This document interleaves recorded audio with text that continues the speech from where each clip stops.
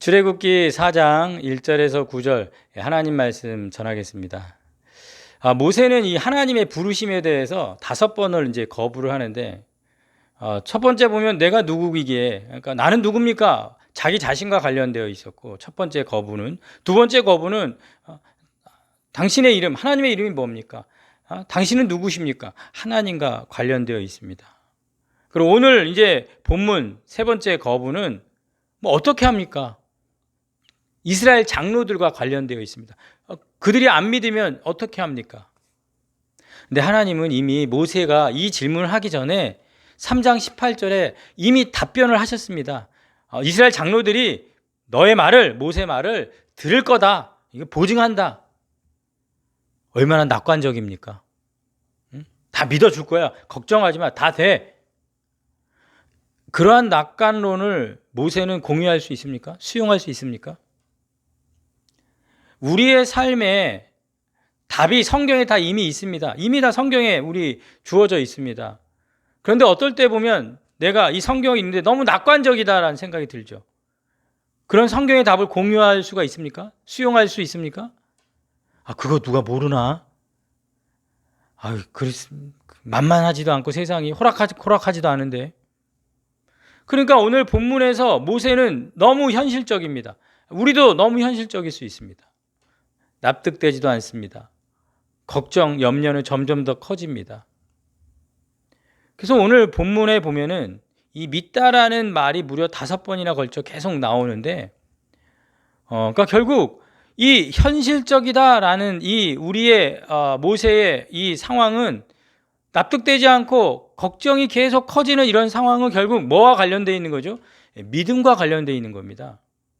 그러니까 지금 모세가 하나님에 대해서 계속 의의를 제기하고 하나님 앞에서 용감할 정도로 뻔뻔할 수 있는 이유가 믿음과 관련되어 있는 문제라는 겁니다. 그러면 하나님은 모세를 꾸짖어야 되는데, 심각하게 혼내셔야 되는데 그렇지가 않습니다. 오늘 모세의 그런 모습을 그대로 진지하게 받아들이시고 그 의심을, 두려움을 제거하기 위해서 어떤 일을 하십니다. 오늘 어떤 일, 그게 뭐죠? 표적입니다. 3가지 표적.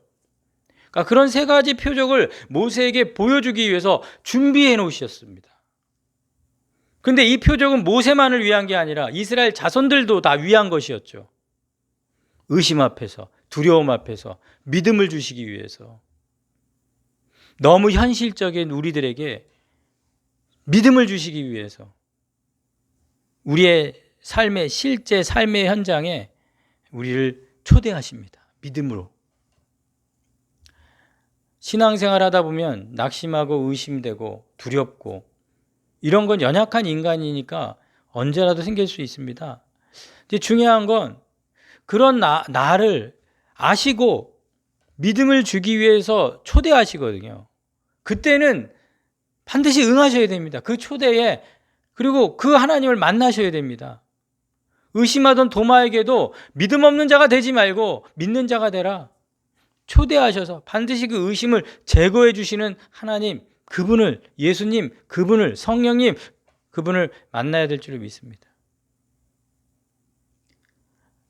의심과 두려움이라는 것은 우리 머릿속에 복잡한 거거든요. 그 모세의 머릿속에 여러 측측들이 난무한데 하나님은 거기에 맞서서 내 손에, 2절에 보면 내 손에 있는 게 뭐냐? 지팡이입니다. 구체적인 질문을 하십니다. 그러니까 하나님의 표적은 뜬금없는 게 아니라 내 삶에 있는 거, 내가 가지고 있는 거, 그게 뭐냐? 그 지팡이는 모세가 통제할 수 있는 것이었죠.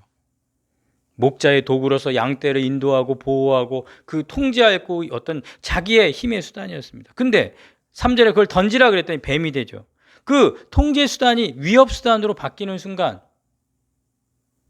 두렵지 않습니까? 그 뱀으로 바뀌는 순간. 근데 모세는 그때 하나님을 신뢰합니다.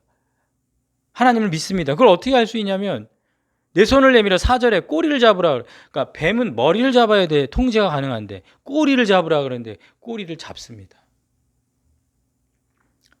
이 본문에 좀 언어의 어떤 유희가 있는데 그 아하즈, 하나님은 잡으라 그랬는데 모세는 하자크, 움켜잡다, 낚아채다. 그러니까 이 모습에서 우리가 알 수 있는 게 뭐냐면 하나님을 신뢰해서 잡기는 잡지만 그냥 잡는 게 아니라 낚아채 해서 두렵죠. 그런데도 뭐하죠? 모세는 행동합니다. 이렇게 신뢰라는 것, 믿음이라는 것은 내 삶에 있는 것에 어떤 하나님의 도전에 움직이는 겁니다. 두렵지만 한 걸음 떼는 것이죠. 그러면 목적이 이루어질 줄로 믿습니다. 하나님의 목적으로 이끌려가는 겁니다.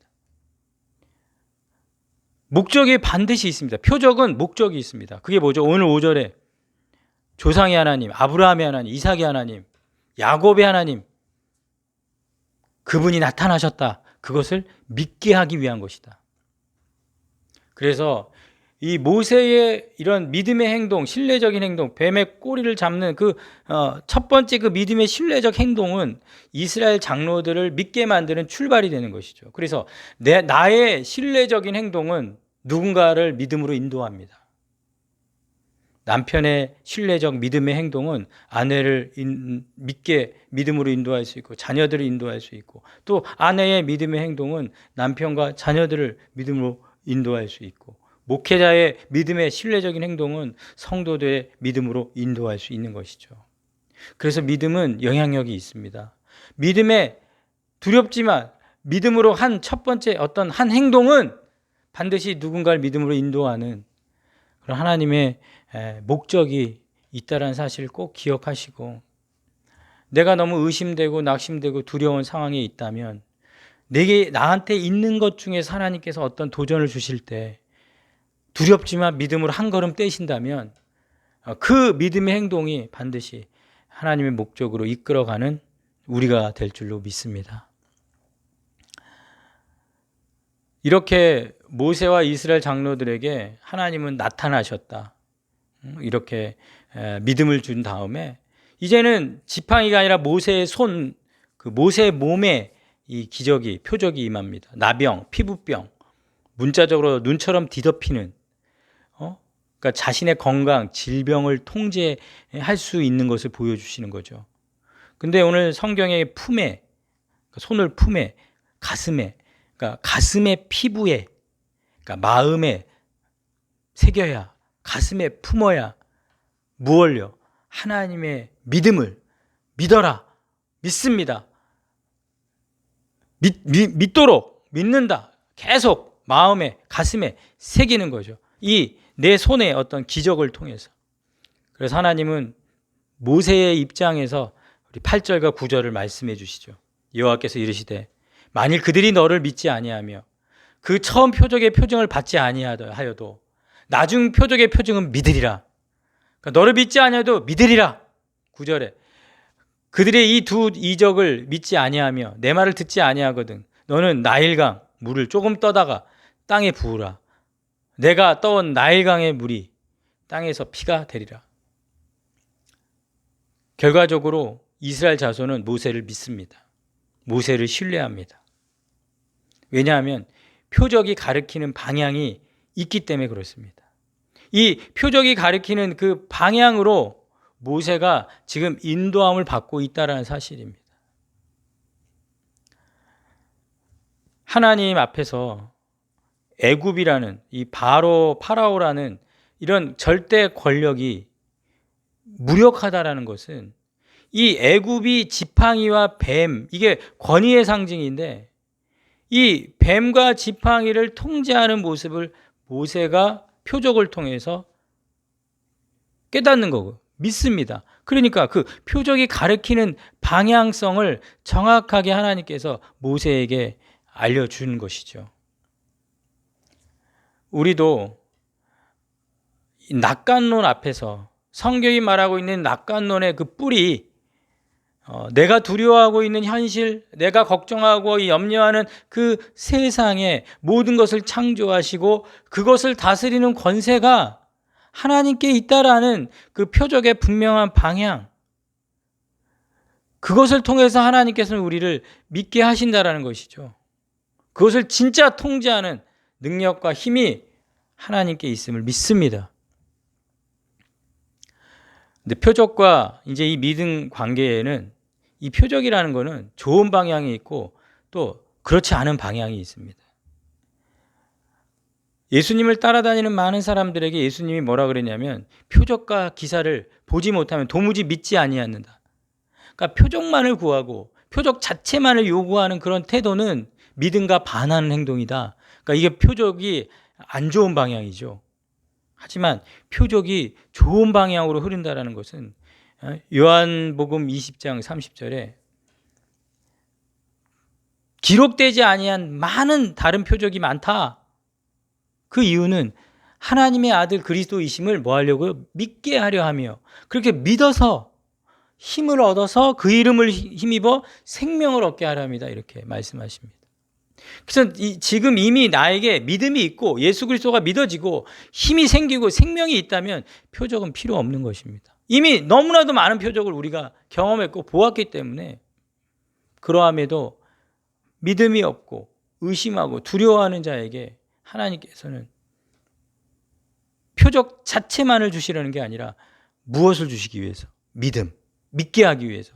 그래서 그걸 힘입어 생명을 얻게 하기 위해서 오늘도 우리에게 기적과 표적과 이적을 행하실 줄로 믿습니다. 사랑하는 자녀에게 믿음을 주시기 위해서, 일어서게 하기 위해서 지금도 그런 역사를 행하시는 하나님이심을 신뢰합니다. 그래서 우리가 믿음으로, 예수를 믿음으로 생명을 얻게 하는 이 표적이 향하는 방향으로 그 목적으로 잘 인도함 받도록 오늘 하루도 그 하나님을 신뢰하고 따르는 우리가 되기를 주님의 이름으로 축원합니다.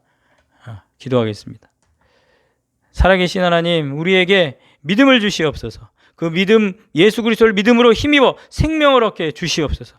그러함에도 우리가 현실이 두렵고 의심되고 낙심되고 정말 하나님 앞에 뭔가 의의를 제기하고 있는 모세처럼 성경의 낙관론, 성경에 이루어진다는 약속 앞에도 여전히 믿지 못하는 또 그 부르심을 거부하고 있는 우리의 심령 가운데 표적을, 믿음이 생길 수 있는 하나님의 기적을, 또 믿음으로 생명을 얻도록 우리를 이끄시는 목적을 반드시 우리의 삶의 현장에 구체적으로 내 삶에 실제 있는 것에 역사하셔서 믿어지게 해 주시옵소서. 믿게 하여 주시옵소서. 믿음으로 이기게 해 주시옵소서.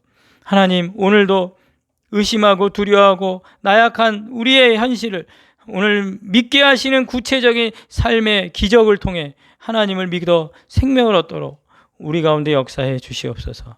주님, 나에게 이미 믿음이 있고 그것을 이면 생명으로 충만하다면 표적을 구하지 말고 하나님의 약속이 성취될 것을 찬양하고 감사하고 증인으로 이미 이루어진 약속을 말하는 자들로 오늘 우리를 세워 주시옵소서. 그러함에도 두려워하고 염려하고 걱정하는 자들에게 주여 사랑을 베푸시고 표적이 이끄시는 방향 믿음으로 이끌어 주시옵소서. 예수님의 이름으로 기도하여 사옵나이다. 아멘.